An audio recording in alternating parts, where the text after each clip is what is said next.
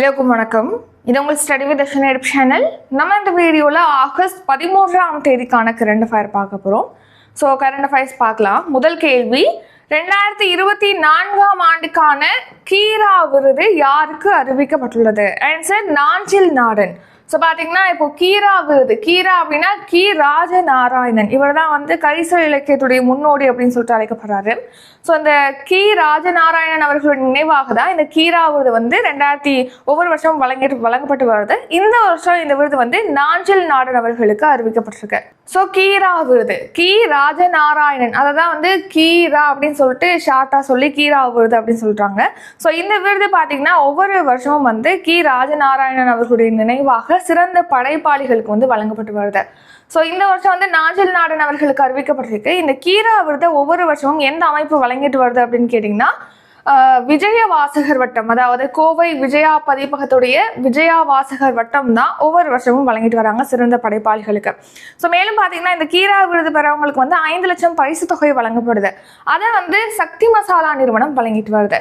இப்போ இந்த விருது பெறக்கூடிய நாஞ்சில் நாடன் அவர்களை பற்றி பார்த்தோம்னா இவருக்கு சாகித்ய அகாதமி விருது வழங்கப்பட்டிருக்கு. இவர் எழுதிய சூடிய பூ சுடர்க்க அப்படிங்கிற சிறுகதை தொகுப்புக்காக பார்த்தீங்கன்னா இவருக்கு சாகித்ய அகாதமி விருது வழங்கப்பட்டிருக்கு. மேலும் இவர் எழுதிய முக்கியமான நாவல்கள் அப்படின்னு பார்க்கும்போது தலைகீழ் விகிதங்கள் எழுதியிருக்காரு, அடுத்து சதுரங்க குதிரையா என்ற நாவல் எழுதியிருக்காரு, மாமிச படைப்பு, அடுத்து 8 திக்கும் மத யானை ஆகிய படைப்புகள் ஆகிய நாவல்களை வந்து இவர் எழுதியிருக்காரு நாஞ்சில் நாடன். இரண்டாவது கேள்வி, நம்ம ஊரு நம்ம பள்ளி திட்டம் எந்த ஆண்டு தொடங்கப்பட்டது? ஆன்சர் ஆப்ஷன் ஏ, 2022ஆம் ஆண்டு டிசம்பர் 19ஆம் தேதி. ஸோ நேம் வச்சே நம்ம தெரிஞ்சுக்கலாம், நம்ம ஊர் நம்ம பள்ளி. ஸோ நம்ம ஊரில் இருக்கக்கூடிய நம்ம பள்ளிக்கு நம்ம என்ன பண்ணணும், நம்ம தான் பண்ணணும். நம்ம அதாவது இப்போது குறு சிறு நடுத்தர நிறுவனங்கள் இருக்கு இல்லையா, அந்த நிறுவனங்கள் இல்லைன்னா சமூக சேவை அமைப்புகள் இல்லைன்னா தனிநபர்கள், இவங்க வந்து நம்ம ஊரில் இருக்கக்கூடிய நம்ம பள்ளிக்கு வந்து பணம் அனுப்புறது, நிதியா வழங்கலாம் இல்லைன்னா ஏதாவது பொருளாக வழங்கலாம். இப்போது ஹைஸ்கூல்லலாம் பார்த்தீங்கன்னா பெஞ்சு கொடுப்பாங்க, இந்த மாதிரி டேபிள் கொடுப்பாங்க, இந்த மாதிரிலாம் நன்கொடையாக வழங்குறாங்களே, இந்த மாதிரி பொருளாக கொடுக்கலாம், இல்லைன்னா சேவைகளாக வழங்கலாம். இதை வந்து ஊக்குவிக்கிறதுக்காக, அதாவது கவர்மெண்ட் ஸ்கூலில் உள்கட்டமைப்பு மேம்படுத்துறதுக்காக பிற நபர்களுடைய நன்கொடையை வந்து ஊக்குவிக்கிறதுக்காக தான் இந்த நம்ம ஊர் நம்ம பள்ளி திட்டமானது 2022ஆம் ஆண்டு டிசம்பர் 19ஆம் தேதி தொடங்கப்பட்டது. ஸோ 2022ஆம் ஆண்டு டிசம்பர் 19 நம்ம ஊர் நம்ம பள்ளி திட்டம் தொடங்கப்பட்டது. அரசு பள்ளிகளை மேம்படுத்துறதுக்காக, அரசு பள்ளிகளில் உள்கட்டமைப்பு மேம்படுத்துறது, அங்கே ஆய்வகங்கள் அமைக்கிறது, பெஞ்சு போடுறது, இந்த மாதிரி முக்கியமான அரசு பள்ளிகளை மேம்படுத்துறதுக்காக தான் இந்த திட்டம் தொடங்கப்பட்டது. ஸோ இந்த திட்டத்தின் கீழ் பார்த்தீங்கன்னா இதுவரைக்கும் 380 கோடி நிதி கிடைச்சிருக்கு அப்படின்னு சொல்லிட்டு தெரிவிச்சிருக்காங்க. ஸோ பெரு சிறு மற்றும் குறு நிறுவனங்கள், அடுத்து அரசு சாரா தொண்டு நிறுவனங்கள், நம்ம பொதுமக்கள் ஆகியோர் பார்த்தீங்கன்னா நம்ம நிதி வழங்கலாம், அடுத்து வந்து பொருட்கள் வழங்கலாம், இல்லைன்னா தன்னார்வ சேவைகள் மூலமாக ஹெல்ப் பண்ணுறது, ஸ்கூலுக்கு வந்து நம்மளால் முடிஞ்ச உதவிகளை செய்யறதுக்காக தான் இந்த நம்ம ஊர் நம்ம பள்ளி திட்டம் தொடங்கப்பட்டது. இதில் வந்து 380 கோடி இப்போ நிதி கிடைச்சிருக்கு அப்படின்னு சொல்லிட்டு பள்ளி கல்வித்துறை அமைச்சர் அன்பில் மகேஷ் பொய்யாமொழி அவர்கள் வந்து இப்போ தெரிவிச்சிருக்காங்க. மூன்றாவது கேள்வி, NIRF தரவரிசையில் ஒட்டுமொத்த பிரிவில் எந்த கல்வி நிறுவனம் முதலிடம் பிடித்துள்ளது? Answer Chennai IIT. ஸோ இப்போ 2024ஆம் ஆண்டிற்கான NIRF தரவரிசை, அதாவது நம்ம நாட்டிலே சிறந்த கல்வி நிறுவனங்கள் தரவரிசையானது வெளியிட்டிருக்காங்க. மத்திய கல்வி அமைச்சகம் தான் இதை ரிலீஸ் பண்ணியிருக்கேன். ஸோ இந்த தரவரிசையில் பார்த்தீங்கன்னா ஒட்டுமொத்த பிரிவில் எந்த கல்வி நிறுவனம் முதலிடத்தை பிடிச்சிருக்கு அப்படின்னா சென்னை IIT முதலிடத்தை பிடிச்சிருக்கு. ஸோ சென்னை IIT பார்த்தீங்கன்னா தொடர்ந்து 6வது ஆண்டாக இந்த முதலிடத்தை பிடிச்சிருக்கு.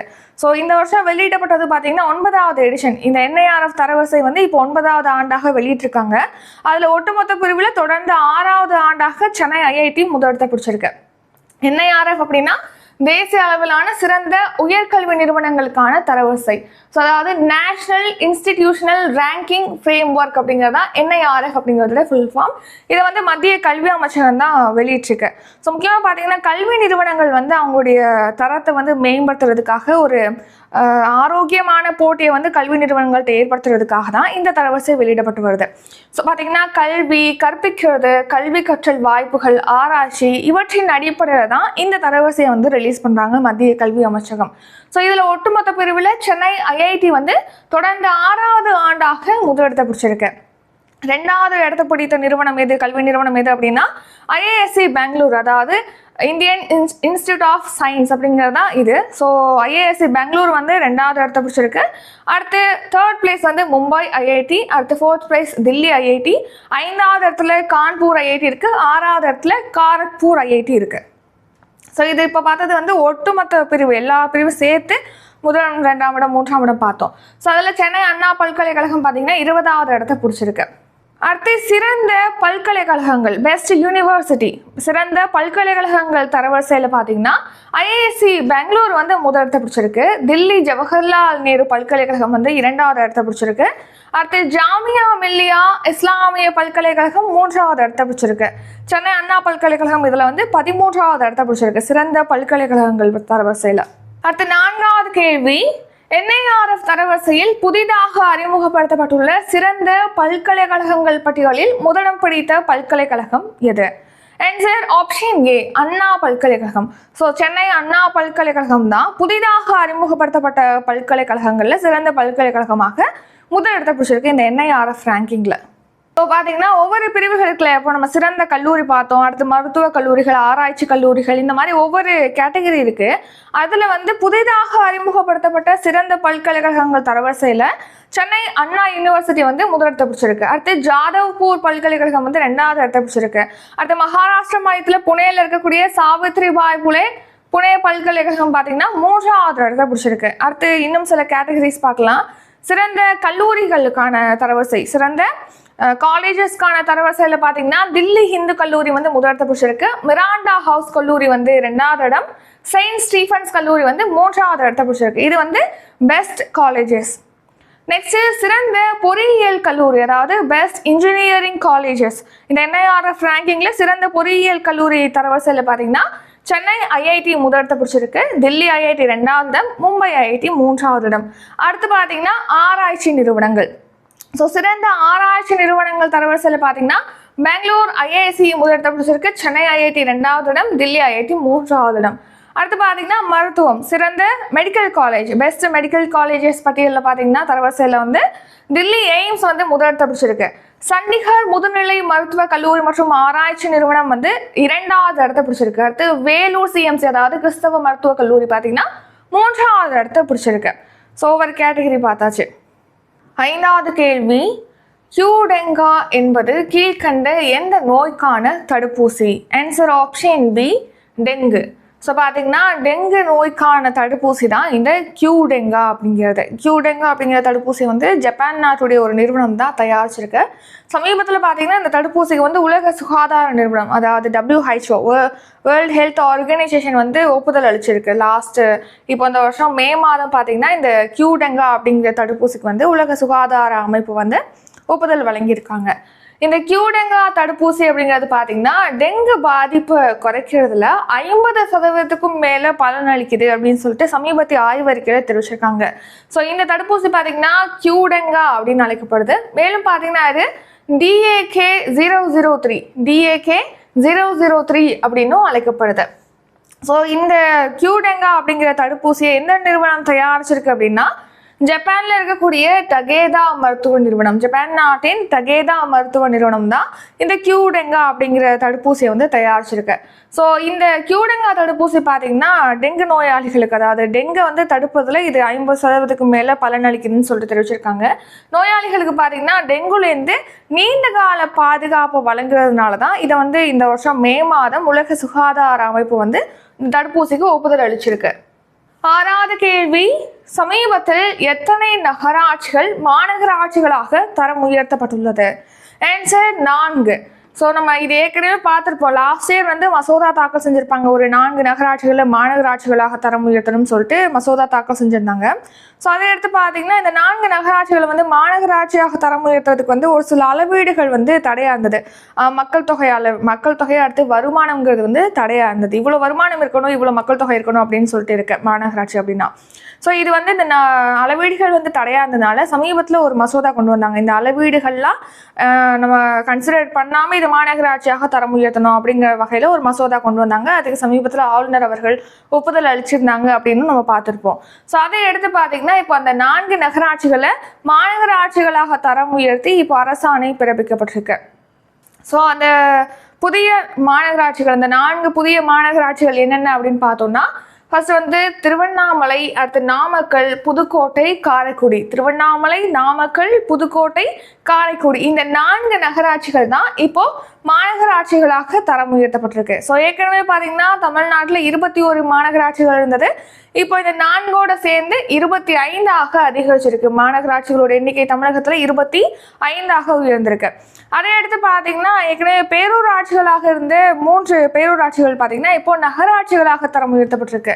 ஸ்ரீபெரும்புதூர், அடுத்து மாமல்லபுரம், திருவையாறு ஆகிய பேரூராட்சிகள் பார்த்தீங்கன்னா இப்போ நகராட்சிகளாக தரம் உயர்த்தப்பட்டிருக்கு. அடுத்து பார்த்தீங்கன்னா முதலமைச்சர் ஸ்டாலின் அவர்கள் வந்து 460 கோடி மதிப்பிலான புதிய குடிநீர் திட்டப்பணிகளை தொடங்கி வச்சிருக்காரு. 7வது கேள்வி, கம்பனின் இலக்கிய தாக்கம் என்ற தலைப்பிலான நூலை வெளியிட்டவர் யார்? ஆன்சர் ஆளுநர் RN ரவி அவர்கள் தான் இப்போ கம்பனின் இலக்கிய தாக்கம் அப்படிங்கிற தலைப்பிலான நூலை வந்து ரிலீஸ் பண்ணியிருக்காரு, வெளியிட்டிருக்காரு. ஸோ சமீபத்தில் பார்த்தீங்கன்னா கம்பன் கழகத்துடைய 35வது ஆண்டு விழாவானது ராமநாதபுரம் மாவட்டத்தின் ராமேஸ்வரத்தில் நடைபெற்றது. ஸோ இந்த விழாவில் தான் ஆளுநர் RN ரவி அவர்கள் பார்த்தீங்கன்னா இந்த கம்பனின் இலக்கிய தாக்கம் அப்படிங்கிற தலைப்பிலான நூலை வந்து வெளியிட்டிருக்காரு. ஸோ இந்த நூலை எழுதியவர் யார் அப்படின்னா மருத்துவர் ரா குலசேகரன் என்பவர் தான் இந்த கம்பனின் இலக்கிய தாக்கம் அப்படிங்கிற தலைப்பிலான நூலை வந்து எழுதியிருக்காரு. கம்பரை பற்றி பார்த்தோம்னா இவர் தான் வந்து ராமாயணத்தை தமிழில் எழுதியவர். ஸோ ராமாயணம் பார்த்தீங்கன்னா வால்மீகியால் சமஸ்கிருத மொழியில் எழுதப்பட்டது. ஸோ இதை பார்த்தீங்கன்னா தமிழ் எழுதினவர் தான் கம்பர். ஸோ பார்த்தீங்கன்னா அவர் எழுதிய ராமாயணத்துக்கு வந்து ராமாவதாரம் அப்படின்னும் அவர் பெயர் சூட்டியிருப்பார். ஸோ அதை நம்ம தமிழில் பார்த்துருப்போம், படிச்சிருப்போம். 8வது கேள்வி, 33வது கோடைகால ஒலிம்பிக் போட்டியின் பதக்கப்பட்டியலில் இந்தியா எத்தனையாவது இடத்தை பிடித்துள்ளது? ஆன்சர் 71வது இடம். ஸோ பார்த்தீங்கன்னா இப்போது 33வது கோடைகால ஒலிம்பிக் போட்டி வந்து பிரான்ஸ் நாட்டின் பாரிஸில் நடைபெற்றது. இப்போ ஆகஸ்ட் 11ஆம் தேதியோடு இந்த போட்டிகள் வந்து நிறைவடைஞ்சிருக்கு. ஸோ இந்த பாரிஸ் ஒலிம்பிக் போட்டியில் பார்த்தீங்கன்னா பதக்கப்பட்டியலில் நம்ம இந்தியா எத்தனையாவது இடத்தை பிடிச்சிருக்கு அப்படின்னா 6 பதக்கங்கள் வென்று 71வது இடத்தை பிடிச்சிருக்கு. இந்தியா பார்த்தீங்கன்னா 1 வெள்ளி 5 வெண்கல பதக்கம் வென்றிருக்கு. ஸோ மொத்தமாக 6 பதக்கங்களோட 71வது இடத்தை இந்தியா பிடிச்சிருக்கு. ஸோ இப்போ ஜூலை 26லேருந்து ஆகஸ்ட் 11ஆம் தேதி வரைக்கும் பாரிஸில் பார்த்தீங்கன்னா இந்த ஒலிம்பிக் போட்டி 33வது கோடைகால ஒலிம்பிக் போட்டி நடைபெற்றது. அதில் பதக்கப்பட்டியலில் அமெரிக்கா தான் முதலிடத்தை பிடிச்சிருக்கு. ஸோ இந்த போட்டியை ஹோஸ்ட் பண்ண பிரான்ஸ் நாடு பார்த்தீங்கன்னா பதக்கப்பட்டியலில் 6வது இடத்தை பிடிச்சிருக்கு. நம்ம இந்தியா 1 வெள்ளி 5 வெண்கலம் சொல்லிட்டு 6 பதக்கங்களோட 71வது இடத்தை பிடிச்சிருக்கு பதக்கப்பட்டியலில். ஸோ இந்த பாரிஸ் ஒலிம்பிக் போட்டி பற்றி நம்ம ஆல்ரெடி ஒரு வீடியோ இப்போ தான் ரீசெண்டாக அப்லோட் பண்ணோம். நீங்கள் என்ன பார்க்கல அப்படின்னா யூடியூப்பில் செக் பண்ணி பார்த்துக்கலாம். ஸோ அதில் இந்த ஒலிம்பிக் போட்டி பற்றி ஃபுல் டீட்டெயில் வந்து அதில் கொடுத்துருக்கோம். ஸோ அடுத்து பார்த்தீங்கன்னா தொடக்க அணி வகுப்பில் வந்து பாரிஸ் தொடக்க அணி வகுப்பில் பார்த்தீங்கன்னா PV சிந்து, சரத்கமல் ஆகியோர் வந்து இந்திய தேசிய கொடி ஏந்தி சென்றாங்க. இறுதி அணி வகுப்பில் பார்த்தீங்கன்னா நம்ம இந்திய தேசிய கொடி வந்து மானுபாக்கர், துப்பாக்கி சுடுதல் வீராங்கனை மானுபாக்கர் மற்றும் ஹாக்கி வீரர் ஸ்ரீஜேஷ் ஆகியோர் வந்து இந்திய தேசிய கொடியை ஏந்தி சென்றாங்க. அடுத்து இப்போ 33வது ஒலிம்பிக் வந்து பாரிஸில் நடைபெற்றதில்லை. அடுத்த ஒலிம்பிக் 2028ஆம் ஆண்டு 34வது கோடைகால ஒலிம்பிக் போட்டி எங்கே நடைபெற இருக்குன்னா அமெரிக்காவின் லாஸ் ஏஞ்சல்ஸில் நடைபெற இருக்கு. அடுத்து சர்வதேச ஒலிம்பிக் கமிட்டியோட தலைவராக இருப்பவர் யாருன்னா தாமஸ் பாக். 9வது கேள்வி, தமிழகத்தில் சூரிய ஒளி மின் உற்பத்தி டேஷ் மெகாவாட்டாக அதிகரித்து புதிய உச்சத்தை எட்டியுள்ளது. Answer 5979 megawatt. ஸோ தமிழகத்தில் பார்த்தீங்கன்னா சூரிய ஆற்றல் மூலமாக மின் உற்பத்தி செய்கிறது வந்து இப்போ 5979 மெகாவாட்டை எட்டி புதிய உச்சத்தை அடைஞ்சிருக்கு அப்படின்னு சொல்லிட்டு தெரிவிச்சிருக்காங்க. ஸோ தமிழகத்தில் பார்த்தீங்கன்னா சூரிய ஒளிமின் உற்பத்தியானது 5979 மெகாவாட்டாக புதிய உச்சத்தை அடைஞ்சிருக்குன்னு சொல்லிட்டு தெரிவிச்சிருக்காங்க. ஸோ ஏற்கனவே ஆகஸ்ட் 2ல் பார்த்தீங்கன்னா சூரிய ஒளி மூலமாக மின் உற்பத்தி செய்வதானது 5704 மெகாவாட்டாக இருந்தது. இப்போ பார்த்தீங்கன்னா ஆகஸ்ட் 9ஆம் தேதி பார்த்தீங்கன்னா 5979 மெகாவாட்டாக அந்த சூரிய ஒளி மின் உற்பத்தியானது அதிகரித்து புதிய உச்சத்தை எட்டிருக்கு அப்படின்னு சொல்லிட்டு தெரிவிச்சிருக்காங்க. அடுத்து 10வது கேள்வி, உலக யானைகள் தினம் எந்த நாளில் அனுசரிக்கப்படுகிறது?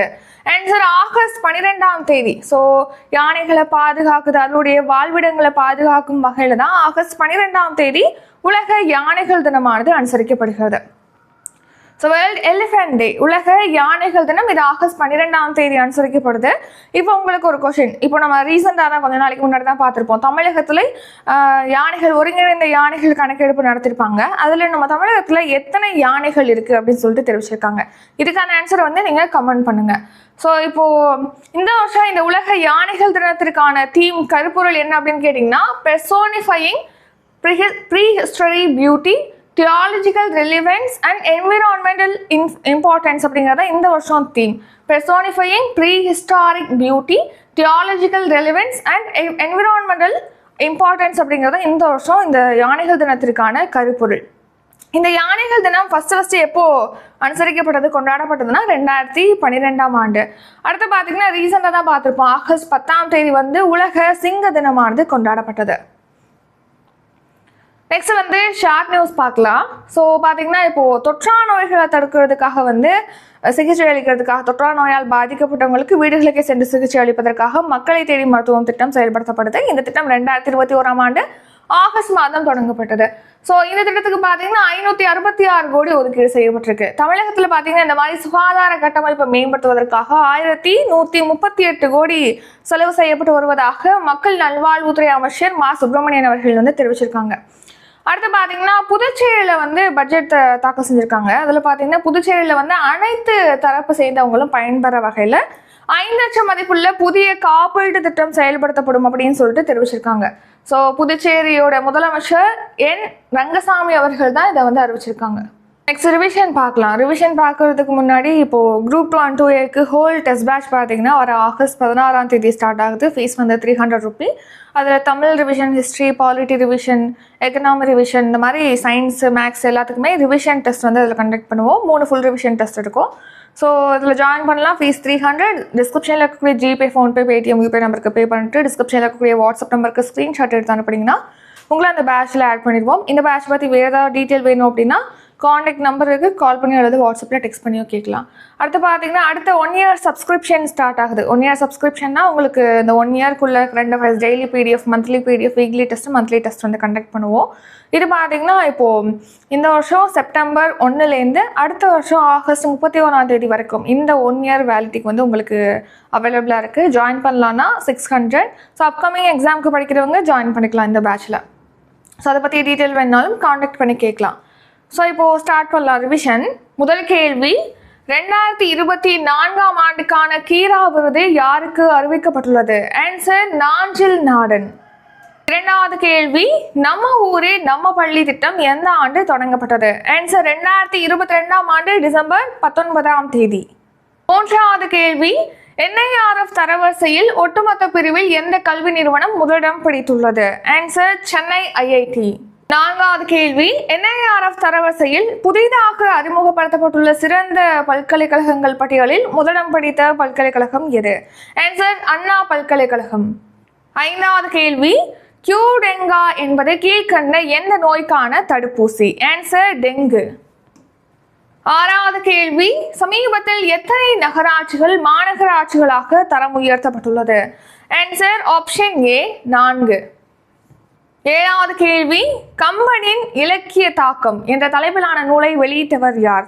Answer RN Ravi. எட்டாவது கேள்வி, 33வது கோடைகால ஒலிம்பிக் போட்டியின் பதக்கப்பட்டியலில் இந்தியா எத்தனையாவது இடத்தை பிடித்துள்ளது? ஆன்சர் 71வது இடம். 9வது கேள்வி, தமிழகத்தில் சூரிய ஒளிமின் உற்பத்தி டேஷ் மெகாவாட் ஆக அதிகரித்து புதிய உச்சத்தை எட்டியுள்ளது? Answer 5979 megawatt. 10வது கேள்வி, உலக யானைகள் தினம் எந்த நாளில் அனுசரிக்கப்படுகிறது? ஆன்சர் ஆகஸ்ட் 12ஆம் தேதி. இத்துடன் இன்றைக்கான கரண்ட் அஃபேர்ஸ் வீடியோ நிறைவடைகிறது. இந்த வீடியோ உங்களுக்கு பிடிச்சிருந்தா லைக் பண்ணுங்க, ஷேர் பண்ணுங்க. நம்ம சேனலில் நீங்கள் இன்னும் சப்ஸ்கிரைப் பண்ணலன்னா மறக்காமல் சப்ஸ்கிரைப் பண்ணிக்கோங்க. நன்றி, வணக்கம்.